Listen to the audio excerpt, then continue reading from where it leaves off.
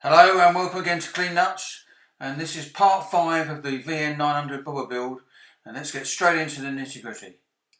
I'll tell you what has arrived, the spark plugs. So we'll have the tricky job of getting them down into those heads. If you saw the earlier video, here's the old, there's the new.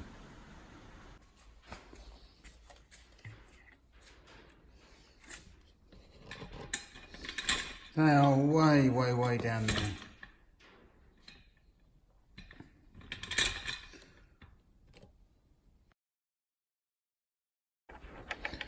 Don't to land too hard.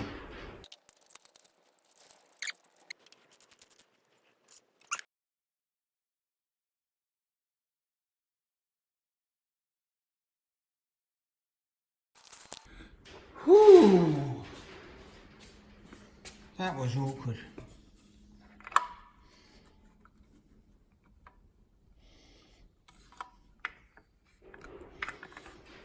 Done it.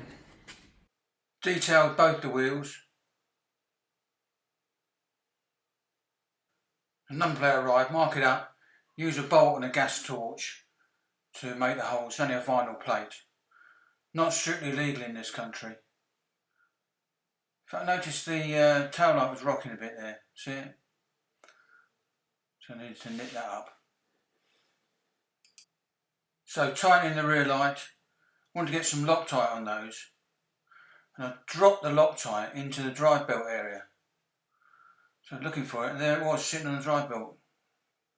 Would have been nice if that could get caught up in the engine gearbox. Time to build up the front fender.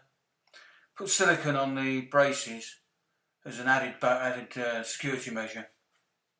Last thing you want is the front fender falling off.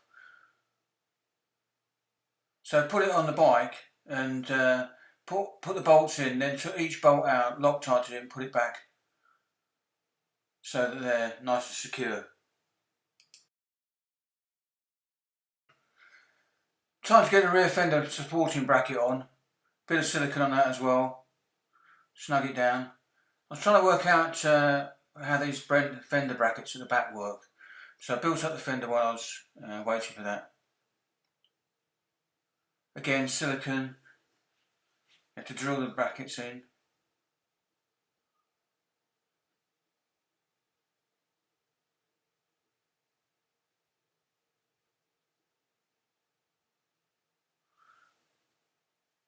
So there goes the rear fender on.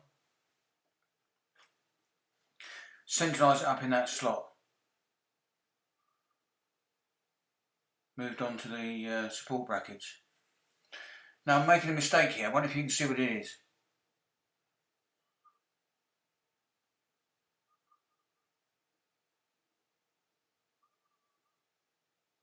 So as I tighten this bracket, see what happens to the fender. See it creep its way across to the left. It's not sitting straight over the wheel. What I've got is the brackets on the wrong side. One's got a bit of a kick in it for the disc brake. So soon swap those over. Got the rear fender nice and central. I also noticed that the right hand indicator was sitting a bit high. I hadn't made the cut the right depth on the frame. So I quickly whip that off. Put some towels over, so got the grinder out, just recut that cut. Put a flat wheel on the grinder, dress the edges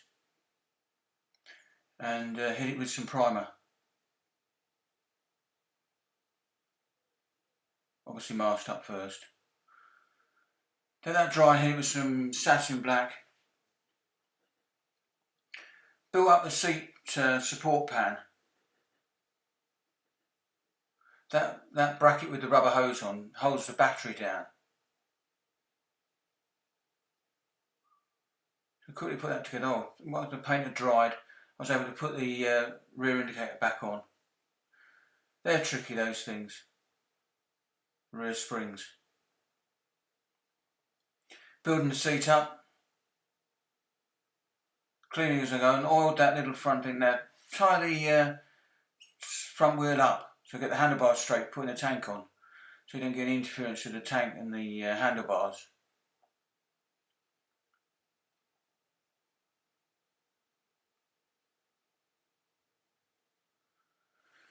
Then it was a matter of reconnecting the fuel pump, the electric cables to that, and trying to get that. Had a lot of trouble with the fuel feed from the tank. Just couldn't get it on. Got it on in the end, and putting the fuel return back to the top of the tank, plugging it in. It's the other end of the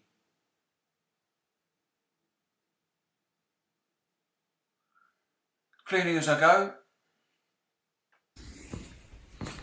Right, let's see if it starts.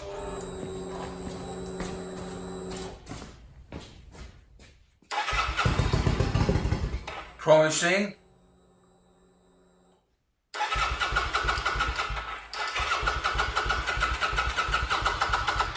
Disappointing.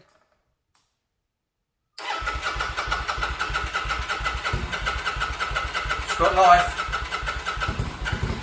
There she goes. Let a bit of oil get round.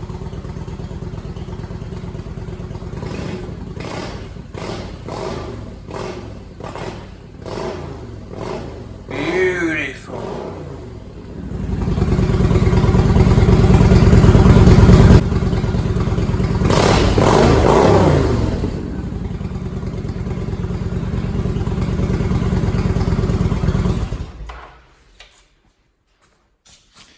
Well, there you have it, it runs. But that's enough for this video. The next video is the headlamp, front indicators, cleaning, coil cover, coolant cover, seat, and a final clean and ready for an MOT. So stay tuned to Clean Nuts and like and subscribe. See you next time.